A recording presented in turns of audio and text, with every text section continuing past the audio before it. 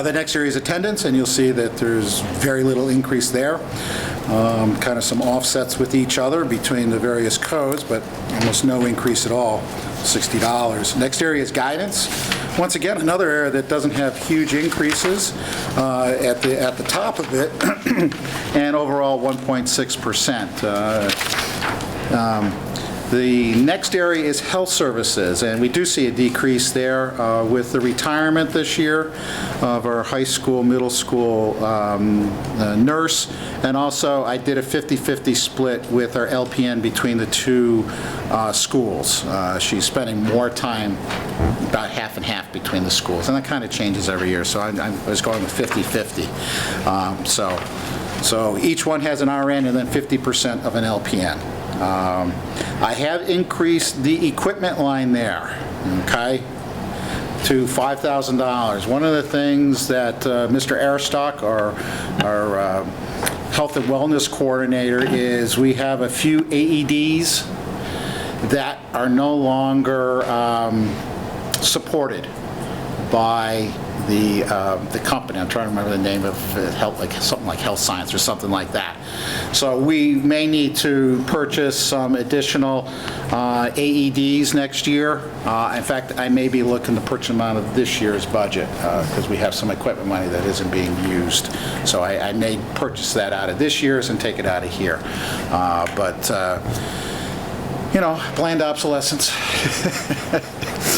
And so that's the one big increase to there, was the increase to look at that. Our psychology services, you know, nothing really to talk about too much there. Both our psychologists are stepping, so that's why you see the bigger than usual increase. Our social workers, and it's pretty much on par. Our co-curricular, looking okay. I mean, it's kind of a break even. I noticed I over budgeted last year, so that's why we see a decrease in that particular one. But overall, a little less than 2% in co-curriculars. Interscholastic athletics, there's some negatives in here that you'll see, but there's also positive here.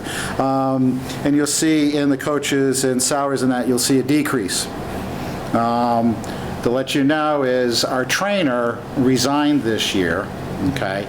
And instead of replacing her with another employee, we actually are using a model in which we are using a physical therapist doctor's office to provide the trainer.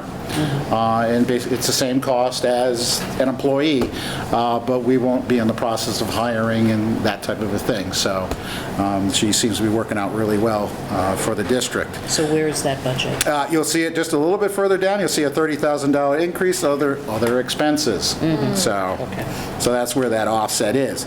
Right below it, you see that there's a decrease for the clerical salary, and that's with the person who retired. Those monies have been moved into the principals and some attendance there. So as we look over and go to the next page, we see a decrease of almost 5% to that area. But as you'll see, the instruction overall, $1,053,000. So at least our efforts and our money is going towards education and not to other places. That's what it should be. Let's get into transportation, because we do see a big increase there, and I'll explain that as we go through here. First of all, as far as the first part with district transportation services, I decreased gasoline by $10,000.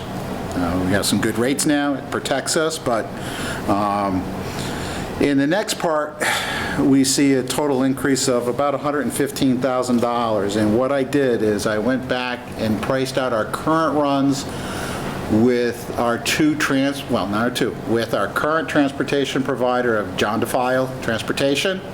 He has a contract for next year, and that will continue on. But then I used Durham's rates to recalculate what it would be for all the other runs that are currently being done with Always East, thinking hopefully that will be the high end of anything that we would see.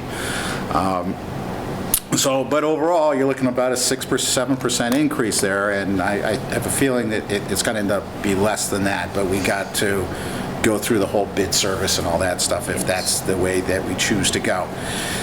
Civic activities, no change in that. Next area is employee benefits. There's some good things in here that I'll bring to your attention. The employee retirement system, the teacher retirement system, both of them have decreased their contribution rates, which has been very helpful for us to reduce some expenses. Our next area, Social Security, is an increase as salaries increase. There's an increase to what we pay to the government, but there's another little piece there that you know, well, your salaries only went up 2.5%. Why is this going up 3.5%? Well, there's another thing there. The FICA, Med FICA, everybody pays no matter what you make. But the the FICA part, I'm just using around because I don't know the exact number. It could be $110,000 this year. So the first $110,000 somebody earns is taxed at 6.2%, and then it stops. But that $110,000 next year could go up to $120,000. And usually it doesn't go up that much, but it does go up every year. So now we got to pay 6.2% on the first $120,000 as opposed to the $110,000. So we got to take into account for those things. Will we know that before this budget's finalized? That's a good question. I don't know if we will know. That usually comes out later in the year.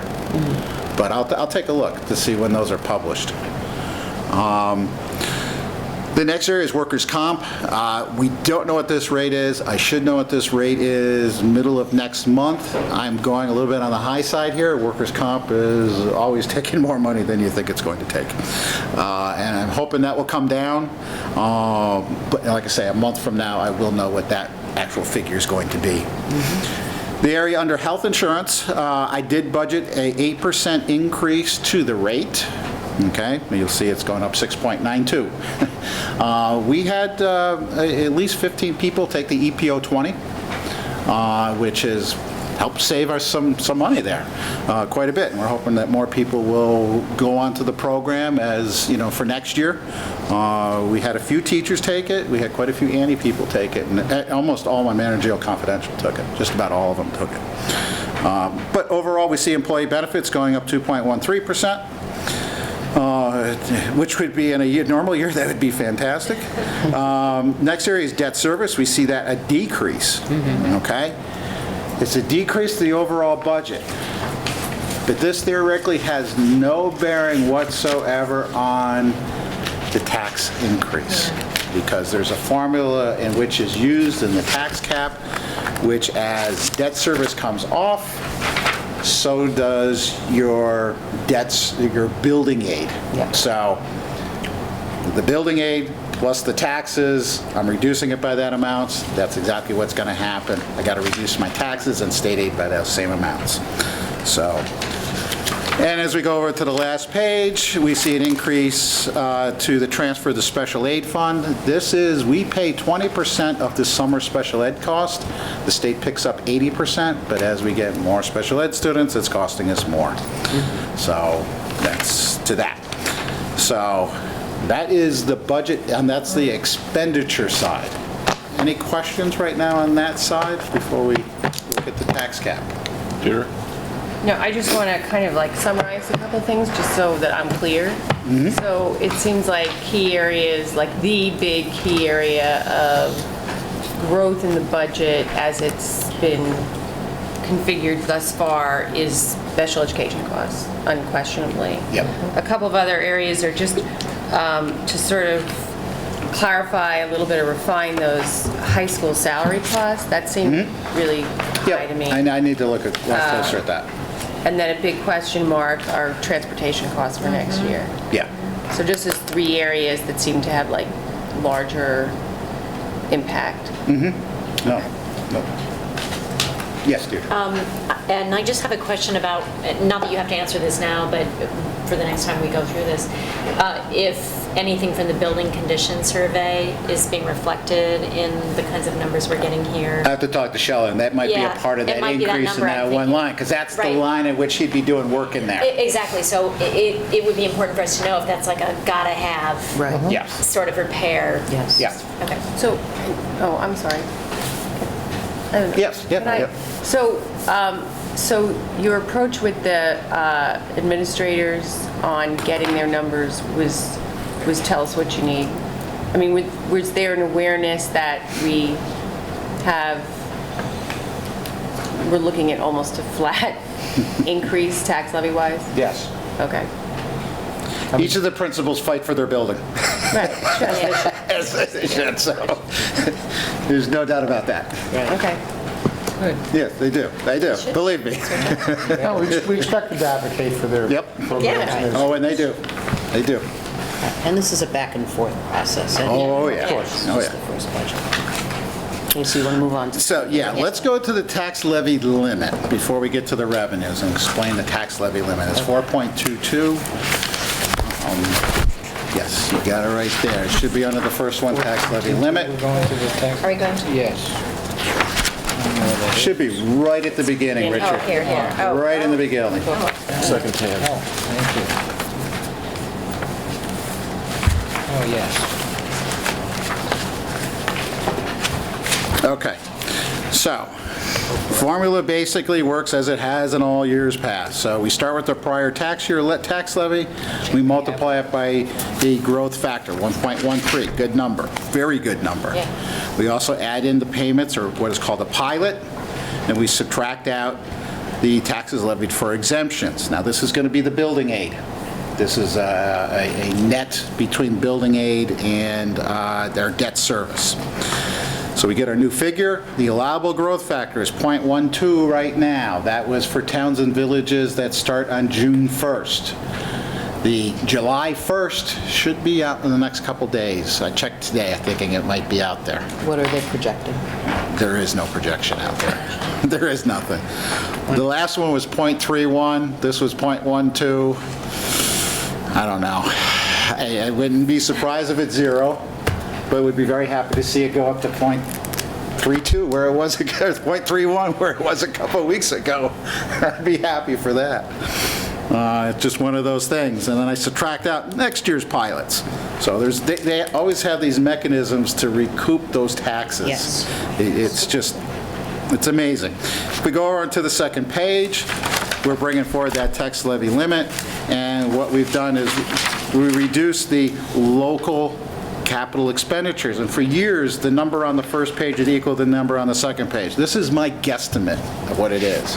I won't know until the actual state aid runs come out, but that's my thinking. This is about approximately $40,000. We reduced debt service by about $100,000. State aid was about 40%, so they're reducing our state aid by about $40,000 for building aid, and we need to reduce the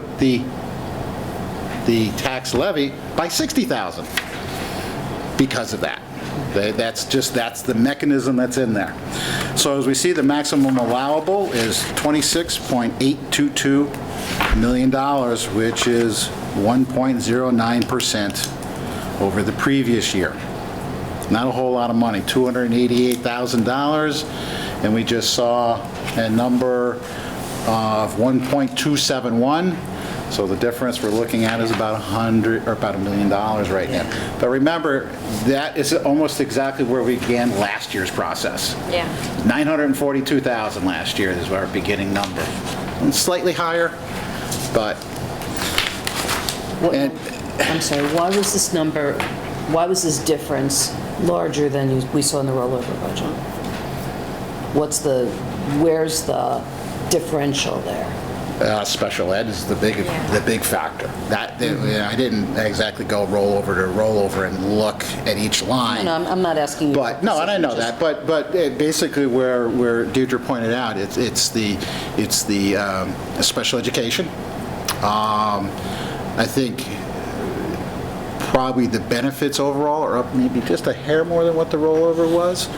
I think our transportations are mainly the same. I think really the big area is going to be the special ed, plus some additional kind of overall, just from the principals, just slight increases, but when you add them all up, it's probably another $100,000 more than what was in the rollover. So, big numbers. Now let's get over to the revenue side, which is 4.2.3, which I believe is the next tab. It's under the section draft. Budget first draft. Actually, it's under budget. Okay, budget first draft, okay.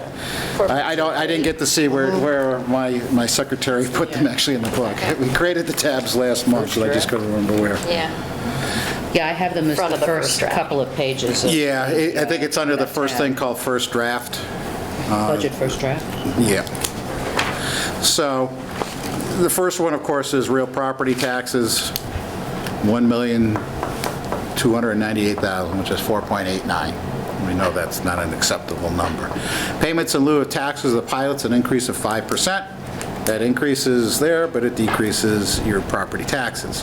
I increased the interest and penalties by $10,000, just because we're hitting the $50,000 right now. We had in interest and penalties. Charges for services, non-resident tuition, I've kept that the same. Interest and earnings, we're still not earning anything, so I decreased that by another $10,000. In the next session, sale of property and compensation for loss, and this is insurance recoveries. For the past 2 years, I've offset the workers' comp by money that's being held by workers' comp in our name, reduced it, but I think that money's run out. I think I might have about $20,000 there. I'm going to take a look at our next meeting with workers' comp. They'll give us a running total, so I'm hoping I'll be able to put some money back into there. Also, I can look, and I haven't thought it completely through, as we have a workers' comp reserve that we created a few years ago, that we need to start using that to help offset this. In the next session, miscellaneous, refund of BOCES aided services. We pay BOCES the money that's contracted with them. At the end of the year, they do their magic over there. Whatever money they have left over, they reimburse back to the school district. And lately, we've been running over $100,000, and I think it's time that we can go up a little bit and figure that into the revenue budget. As we go over onto the next page, we see state aid. I have not touched this. I'm just going to wait for the runs to see what comes out of them. I don't know if they're going to be bigger. Yes. Okay. Now, there's been a lot of talk recently, particularly from the Senate side of the legislature, about their plan. Maybe that's elevating it too much to call it a plan, but their suggestion that they're going to eliminate the GEA in this budget cycle. That would be great. Yes, it would be great, but what I would like to know, and I don't expect you to answer this question now, but what I'd like to know going forward is what the revenue would look like if that happens. Well, I can tell you what that number is. GEA last year was reduced by $235,000. So that would be $235,000 additional right there for just that one item. Well, wait and see. And I'm not even sure if these aid runs that come out are going to reflect that at all. Right. They may not. They may not. But no one knows for sure what the governor's plan is at all, and whether or not he's agreeing to do the same thing. Right, but it's worthwhile, I think, for us to at least see how those figures affect Oh, yeah. where we Oh, are in certainly. terms of our spread. Yep. Okay. That's helpful. Tom, so quick question. So if we got the GEA back, the 235, it's not full restoration, it's just the elimination of the GEA? Oh, they owe us like $3 million. Yeah, They're not giving. That would Kind of be, solve our problem. that would be like a fantasy right there. Right. I Especially may never one see that. shot. That would At be least a they're not fantasy. taking it away anymore. Okay. Okay, thanks. That would solve a lot of problems. You know, when you think about it, What a if pleasant thought. That'd be nice. Yeah, I like to think absolutely. positively. if you think about it, going back all that way, if that money had been given to us, we would not be in the position we're in right I now. know. Right. We wouldn't be. I mean, there's a lot of school districts can say the same thing. There's no doubt about that, but it is what it is, unfortunately. We're considered wealthy. I don't want to say it's unfortunate. It's great to be in a wealthy community, but it does affect us as far as the money that comes Their back from assessment Albany. of what that is. You know, as I tell some of my colleagues, we pay two tax bills, ours and yours. Especially those that get a lot of state aid. And they get that. And it's funny how I know somebody who's gone from a not so wealthy district to a wealthier district. Now he's completely changed his tune. He's fighting for his district that he works for, and I understand that. And, you know, I work the same way. But as we take a look overall, yeah, we're seeing that, remember, there's nothing factored in here as far as state aid, but we're looking at a shortfall right now of just over $1 million.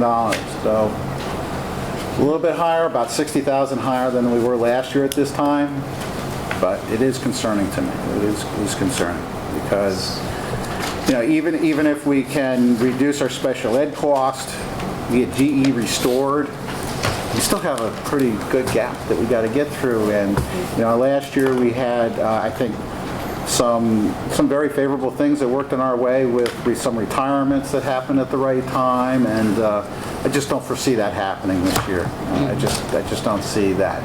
Maybe we get one or two, that's helpful. When it comes to a RTA member who retires, we're probably going to see anywhere from $40,000 to $60,000 in savings there. But when any person retires, there's typically no savings. You save on salary, but now instead of having one health contract, you have two health contracts. Because you still have that retiree you're paying for, and now you're paying for that new person you've just hired. So it kind of wipes out any savings that you could have. Sometimes there is, but typically there's not a whole lot. Especially some of the lower paying any jobs. In fact, sometimes it costs us money, actually. Okay. Thanks Thank you, Tom. for walking us through that. Yeah, thank you. Stay I will tuned. be shorter with the next one, but the first time through, I've got to show you where the stuff is. All right, we'll move on to board committee reports. First committee up is curriculum. That would be me.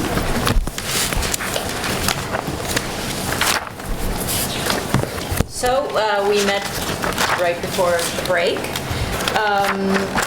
I think it's worth stating publicly for our viewing public at home that the curriculum documents that we approved last semester are now available online. They've been posted, they're available online, and there will be communications coming out particular to that material, but I think it's oftentimes we've heard people asking questions about where can I look at these documents, so we do want to share that good news with the board and with our community. Marvin Krebs met with us and walked us through a document that you have been able to read at your leisure, the Innovation and Technology Explorations Project Charter. And he talked to us about how the project supports CDEP goals, as well as strategic objectives, deliberately connecting to the retooling of the middle school computer lab to provide updated technology towards a more student-centered experience, restructuring the middle school curriculum around computer science to address 21st century technology competencies, and integrating technology across the curriculum throughout the middle school. All very big projects. He offered the broad overview of this project. As I said, you have all the details in your packets. I'm not going to go through all of that. He did highlight a couple of important facts, which is, as of December 21st, all the hardware and software goals in the lab itself had been realized. Thanks to the generosity of the Rhinebeck Science Foundation, we have what he described as one of the best labs, certainly in the county. And curriculum development is really the focus now, from trying to make decisions about how the tech curriculum should be mapped across different platforms, issues of trying to assess exactly where our students are in terms of their competencies and where they need particular individualized instruction. And he talked about the huge challenge of bringing something like coding into the schools when it's a kind of a language that's being taught and learned for the first time in our district. So it's important to do it well. Work with the consultant Lori Keating has been extremely important and instructive and will continue to be so, working with colleagues across the disciplines through professional development projects to integrate technology into all of the subjects, which of course is central to the technology plan. At the same time, there is work being done with the parent community to bring them into the lab to use that wonderful new space for sessions on internet safety, for instance, most recently. So really, it was a kind of a snapshot of where we are, and I think you can see the timelines that are in that document. I don't know that it's probably appropriate for us in the curriculum committee to try and answer very granular level questions about that document, but certainly we can take those questions back to Marvin and to our next meeting. We wanted to report back from curriculum committee to the full board about the discussions that have just started around health curriculum questions, as we talked about in our last board meeting. We did receive a query from a former member of our district around how prevention of sexual abuse is taught and across all grade levels. And we agreed that certainly not only this particular request, but our interest more generally in the health curriculum inspires us to want to understand better where we are in relationship to best practices, state standards, what state and national associations are recommending, and Marvin Krebs has offered to reach out to his professional contacts and perform an audit on the current health curriculum. He shared with us some of his understanding of the best practices from training teachers as reporters, how teaching can occur in the classroom setting, and the term he used a couple of times, and we sort of were using it again this evening, is how do we inoculate our population in the school district, really to raise awareness of health and wellness in relation to this particular issue. We did reflect briefly that the push, the tremendous pressure on staff, on faculty towards the kind of academic measures that can be tested with quantitative results, assessments, and so forth, testing, basically forces us sometimes to focus a lot of our attention on that and really keeping our eye very strongly focused on the social, emotional, and affective dimensions. The whole child approach of our district, which has been a hallmark of our district, is something we want to reaffirm.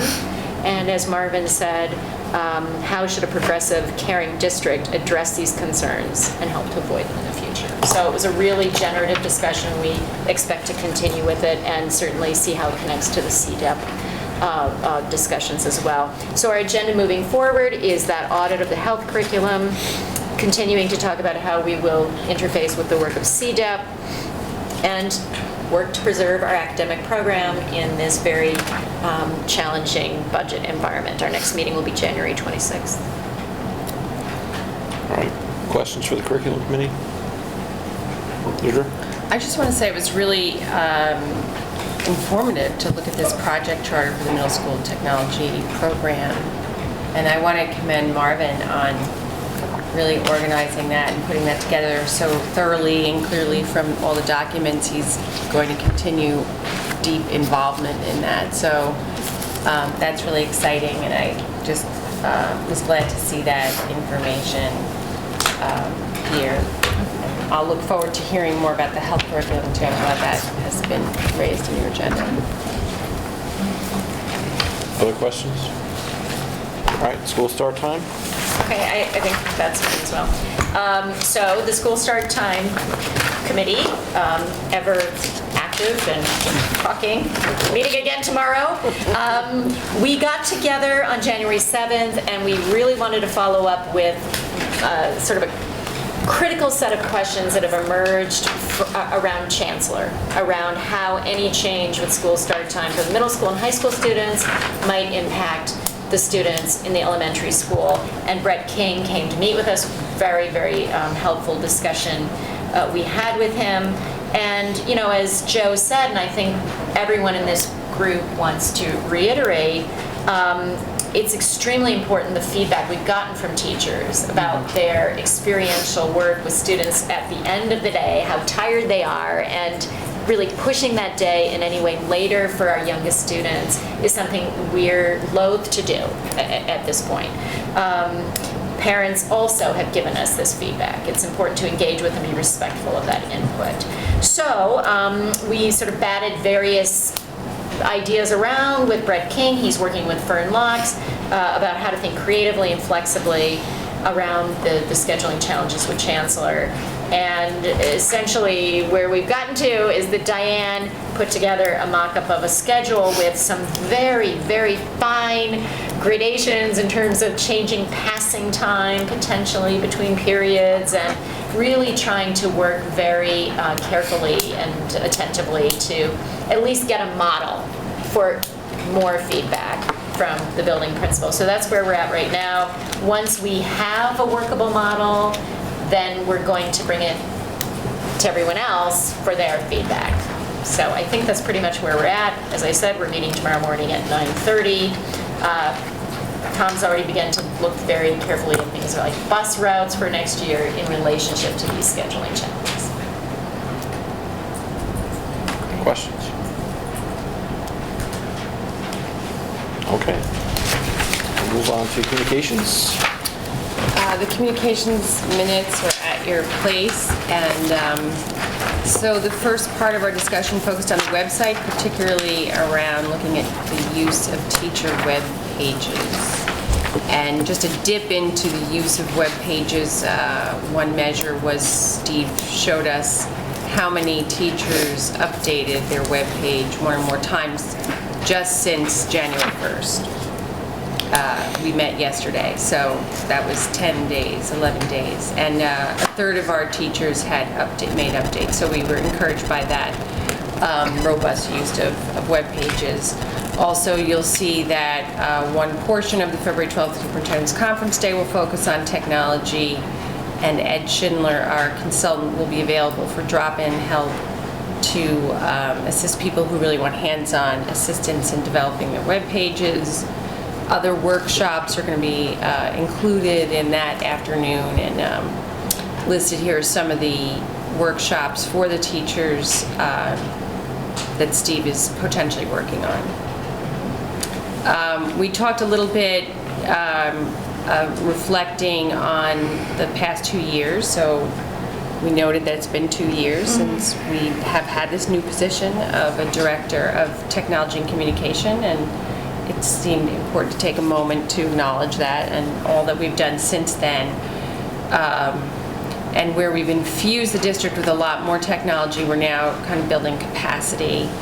And we had an interesting discussion about the relationship between technology and curriculum, so it veered a little bit off from communication, but is nevertheless important in terms of how some of these platforms impact communication, both with students and with parents.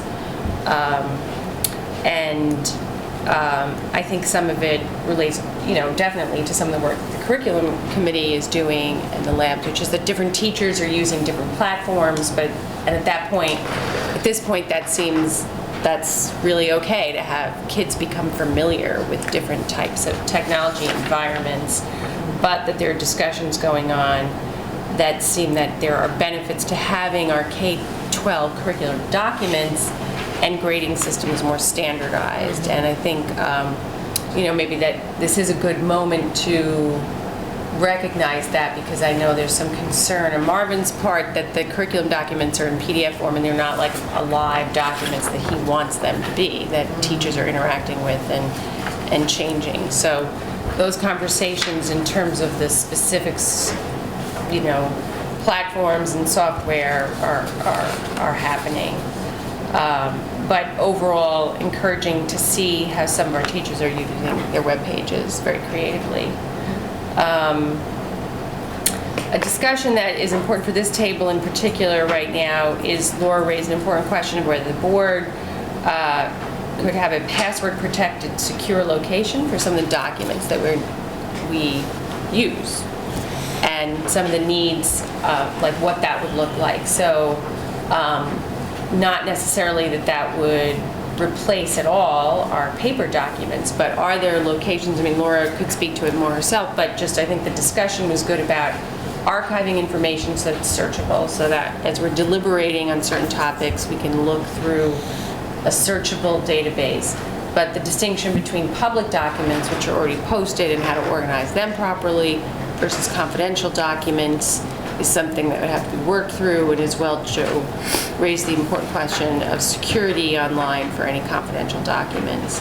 I mean, we know one of the issues now is like confidential documents get brought to us, maybe here at the table, but are there ways we could have a location to visit them through a password-protected site?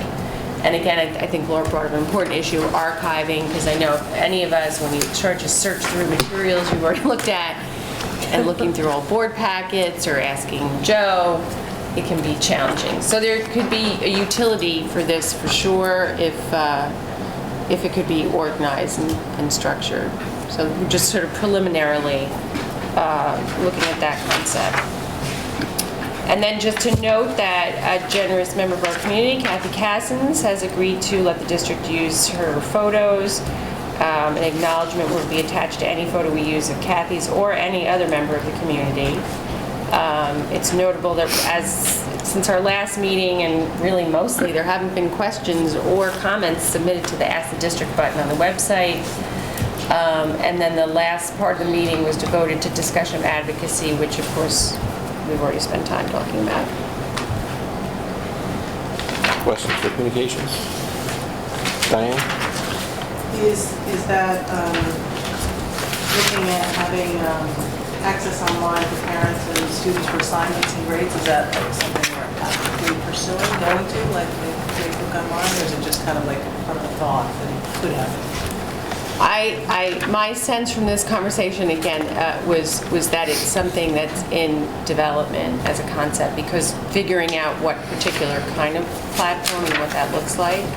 I mean, Joe, you can correct me if I'm wrong, but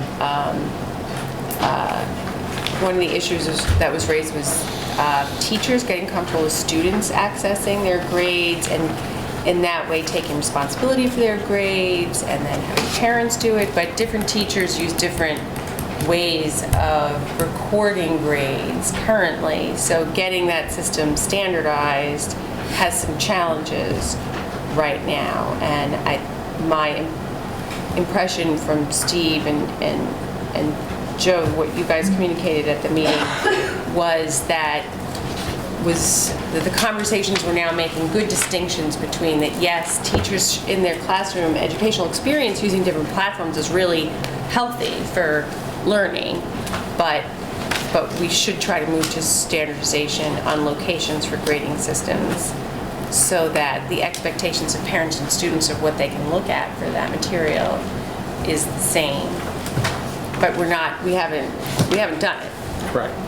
Yeah, it'd be nice for that to move forward. Laura? Well, and just to expand on that point, part of what we like to try to do is have homegrown things, have the information percolate from the staff. And there are a number of staff members who are using some of these platforms and are showing their colleagues how great they are. So we're hoping that the We're ripple hoping effect. that can develop organically as opposed to imposed from some higher authority. If you catch my drift. And I think, there was also some interesting dialogue around, and it seems like Steve's had with faculty who use technology in a really robust way, but they use different platforms, and they're learning like which is good for what. So I think that's in the mix too. Yeah, I think there's a fair amount of experimentation that's happening amongst members of the staff, kind of going along with what you did report out before, which was, we've done a lot of technology infusion. Now we're building the capacity, and this capacity building is kind of part of people experimenting with different platforms and sharing it with their colleagues. And I think we're trying to build it that way and have the teachers want to embrace some of these things as opposed to being told that they must do that. And I'll just add too, I think it's important, and Steve pointed out, and we could see by looking at our website deeply, that we have some teachers using their websites really creatively and using a lot of different things, interesting ways. Different teachers at different ages have different audiences, parents versus students who are interacting. But that in a lot of the work you're trying to do as far as training is make available people who are in the district who are using it to help their colleagues instead of bringing in outside people. So we can kind of develop that really, where people know who the colleagues are, who they can ask and be available. That's really useful. Another question. ahead. Did Steve say that we have the ability for the password protected for the board documents? Is he? We do. did he say- He's going to look into He's gonna that. look into it. Yeah. I mean, I think it was like, we have the ability, but how does it all get structured, right? I mean, you can. There are structural issues, and there are also, Security. again, I don't know all, I don't know all the details of the security, but we want to make darn sure that if we post confidential documents, that they're not going to be able to be easily hacked. I mean, there are obviously serious issues with security, so he's going to do some investigating into that and get back to us. All right, any more questions? All right, with that, we'll move on to good news.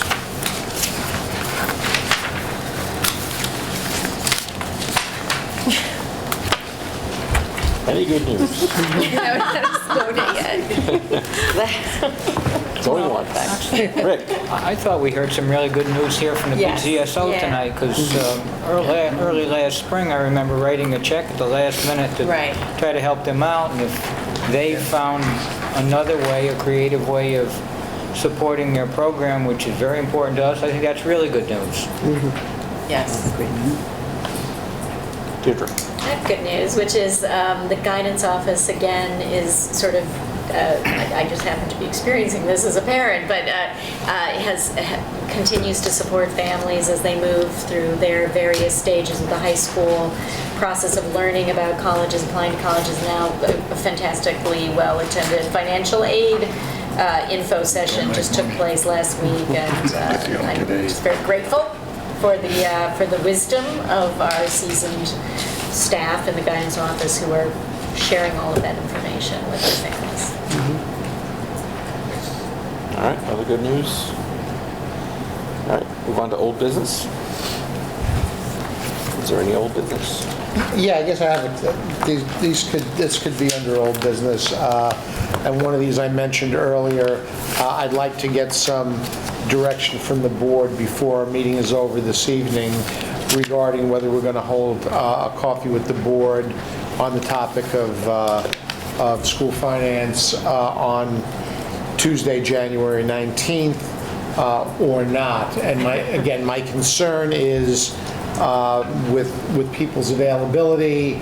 We have a full house for a morning session, be a little thin for an evening session, and one, maybe two of our members would not be able to attend at all. So I need to know what the will of the board is on that.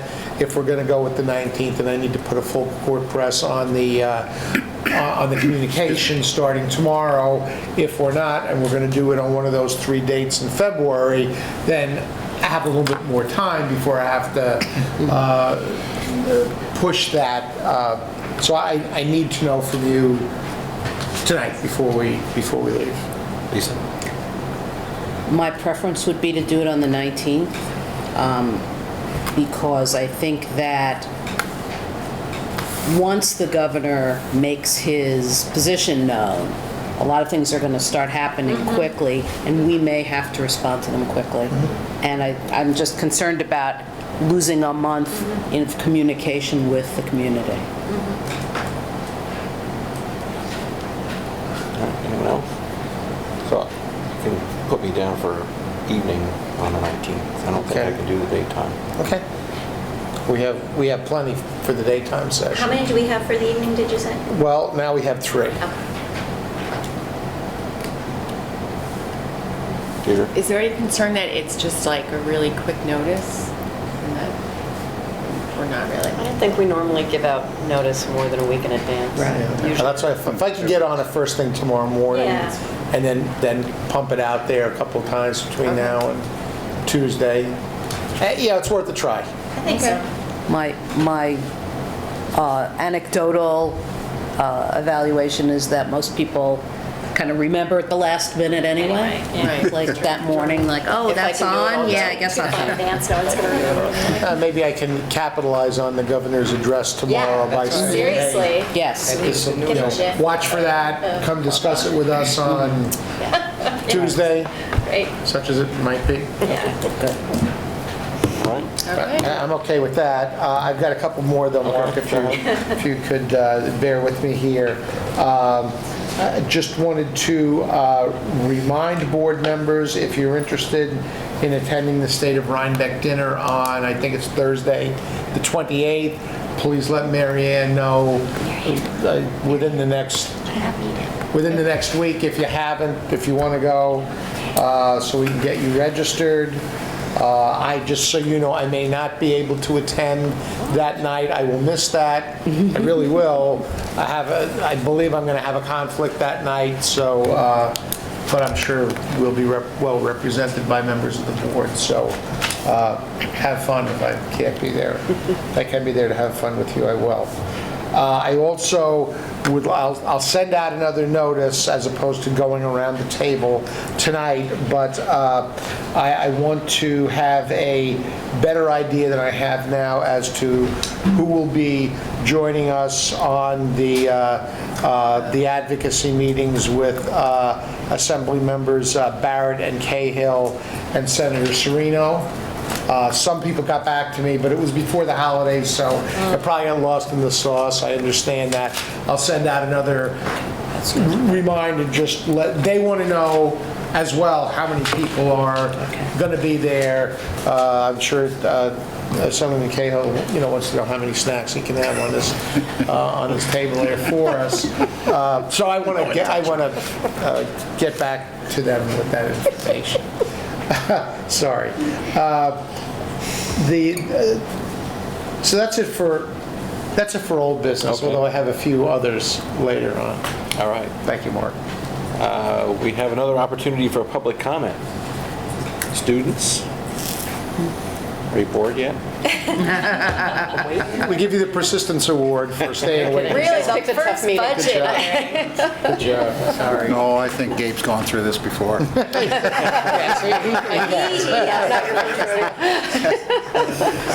right, no public comment? All right, we'll move on to other. Okay, excuse me. Board members first. Let's go from one end of the table to the other. Diane. Wow. So Joe, you provide us with the paper about the prospective school board members workshop on Saturday. Yes, I did. I'm wondering if this is something that you should send out to everyone in the district with maybe a list of what they would need to do if they wanted to run for a school board, like what's required of them and dates, as we do have 3 seats up this year. Well, that's kind of the reason I put it in your packets, to be quite honest with you. Not that I expected any of you would be going to it or needing to go to it for that matter, but kind of as a placeholder to surface whether we should be floating the idea now that there are X number of board seats that are up for election in May, and this is how you go about it. This is when we anticipate petitions will be available. There's an in-service that you can attend on that date, but I didn't want to get out in front of the full board with that without at least surfacing it here. So let me know what your pleasure is, and I will try to rise to the occasion, as it were. Lisa? I'm all for that, and that actually dovetails very nicely, thank you very much, with my other item, which is to remind the public again, as I mentioned in the fall, my seat is one of those that's going to be up for election, and I am not going to run for re-election. And so I urge people who are thinking that they might be interested in running to continue to think about it and start to formulate their plans in a more serious way. I offer myself for whatever that's worth to whoever is interested. If people would like to speak with me, I'd be happy to speak in person, on the phone, by email, by any other communications method that I'm capable of engaging in. And I'm sure that other board members would also be willing to speak to people who are considering running for that seat. But please think about it seriously, because the way that this district is able to sustain itself is by the participation of members of its community. And please join us in doing that. All right, Laura, did I see your hand? Yes, well, to the point of getting the word out about running for board seats, I am all in favor. And I would like to say that I will be seeking my seat again, if you'll have me, and the community will have me. But my other is to ask you, Joe, if you've got an update on the special ed director and your search for that. Yeah, position. we're moving forward with that. I mean, we're pretty much where we were right before the holidays, which is we're going to be conducting interviews with some individuals who've already applied and hopefully getting somebody on board, by a little later this winter. That's our plan. I mean, Tom Turchetti's doing a great job, and he's, I think the district is in a good place right now. He brings a lot of experience to the position, possibly more than anybody we might hire to take the position over permanently, although we'll obviously look for somebody that has some experience, but he's got a lot of it, and he's doing a good job very effortlessly in moving the program forward and dealing with some difficult decisions in collaboration with Tom that have some budgetary consequences, but it's moving forward slowly but surely. So when we get to the point of actually bringing candidates to you and to an interview committee, we'll let you know. But we're working through testing the waters with some people out there who have already applied for the position. We'll see whether we may need to do some more outreach in that regard or not. We'll see how that plays out. And as we did with Steve Jensen's hire, are you hoping to have a board member on the hiring committee? Or yeah, I certainly would be glad to do that. So yeah, give some thought to that. I mean, I would, with all due respect, I would really prefer to have only one. I don't want to overload it with board members, but I think it would be great to have a board presence there. So if you have an interest, you don't have to let me know now or shout out or throw your hat up in the air or anything, but let me know over the course of the next week or so or before our next board meeting that, yeah, I'd like to do that, and I'll move it on before that I need to get a commitment from somebody. Let me know. All right, any other items? Yeah, I have two. Okay. One, I know you'll be disappointed, but we have not gotten an updated document back yet from Tetra Tech, and the facilities committee is supposed to meet tomorrow morning. So after the start time committee and before the audit committee, so I've got to suggest that facilities committee not meet tomorrow and wait till we have some more information to bring to the table to make such a meeting worthwhile. I thought I'd let you know tonight. Supposed to send something out to you tomorrow. And the other thing, and I say this with a great deal of trepidation, but it's occurred to me through an email from a parent that we're sitting here on January 12th, and and our students will be sad to hear this too, actually. We're sitting here on January 12th, and we have not used any of our 5 snow days yet.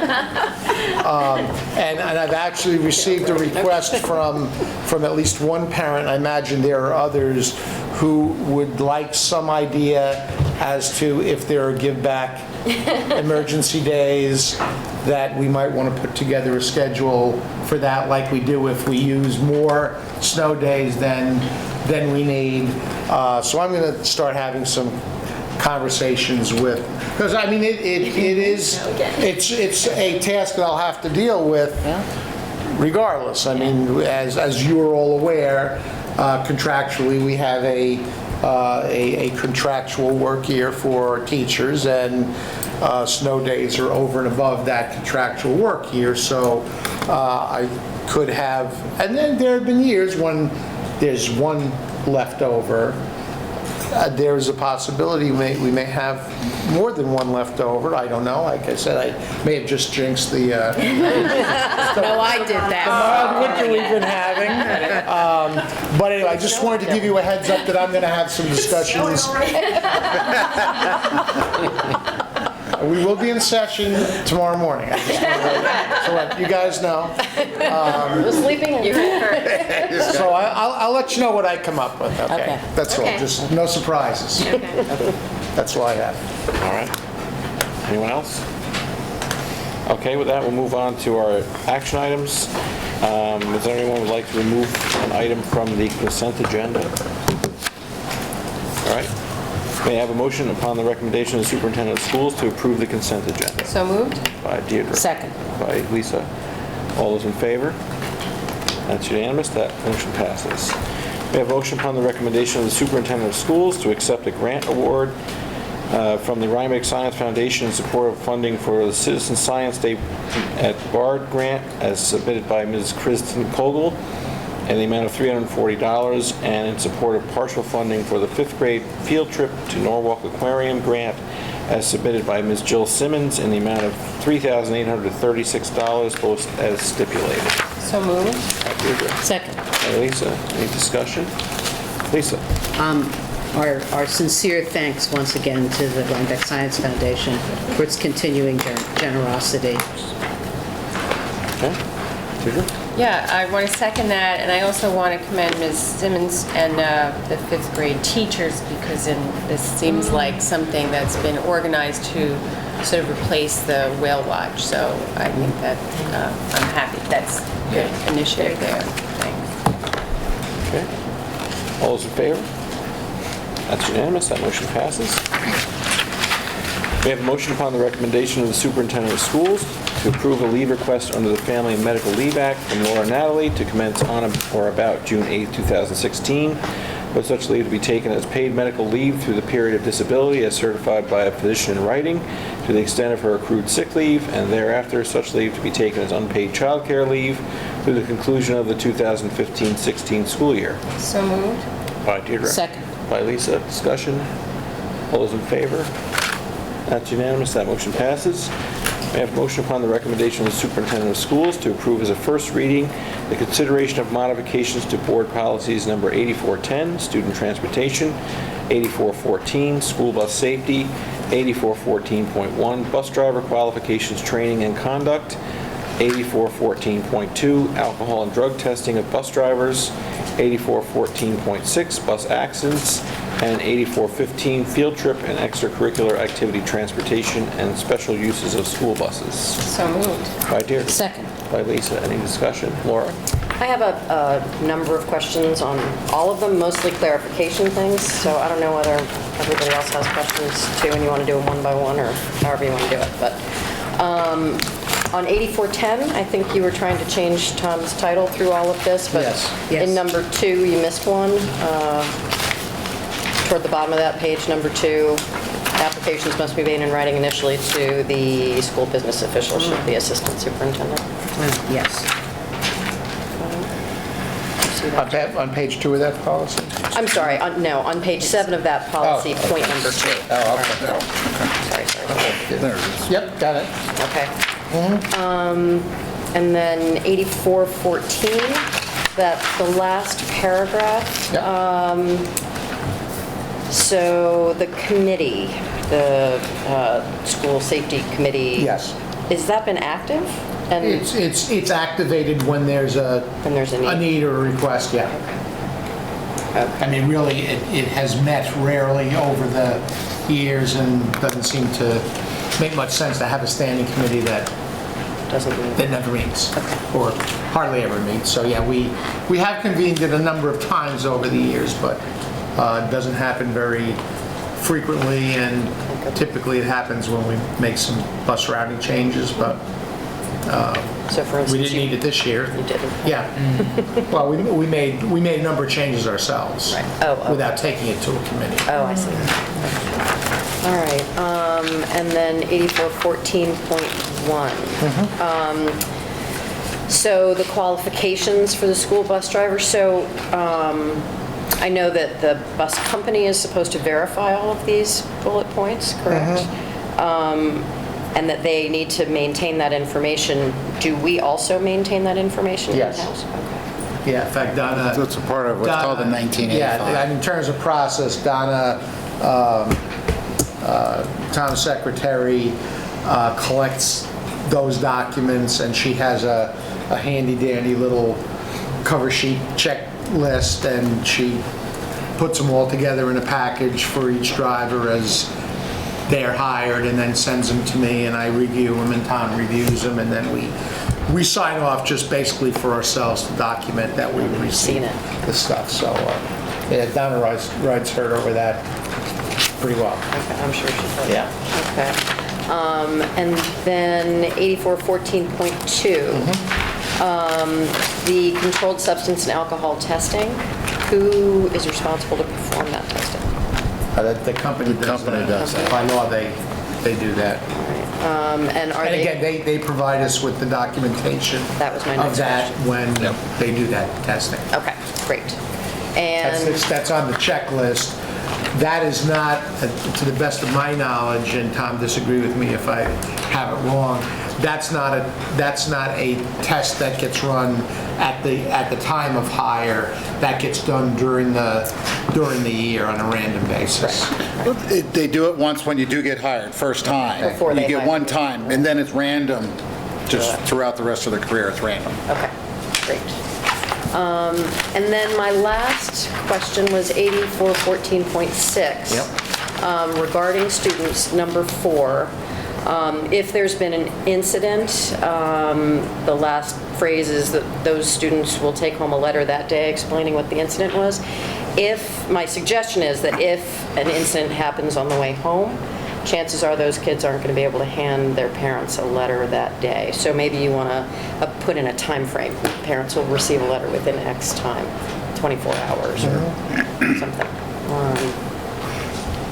Or one business day, perhaps, if it Yeah. happens If on a it's on Friday. Friday. Yeah, Right, one business right. day. I was going to say, I was just thinking the same thing. Okay. Good catch, yeah. That's it.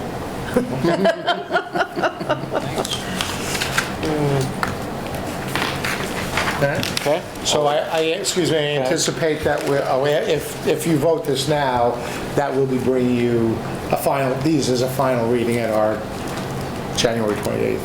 28th, 26th, whatever. At our next board meeting. Sorry, Mark. Okay, all those in favor? That's unanimous, that motion passes. We have a motion upon the recommendation of the superintendent of schools to adopt the following resolution.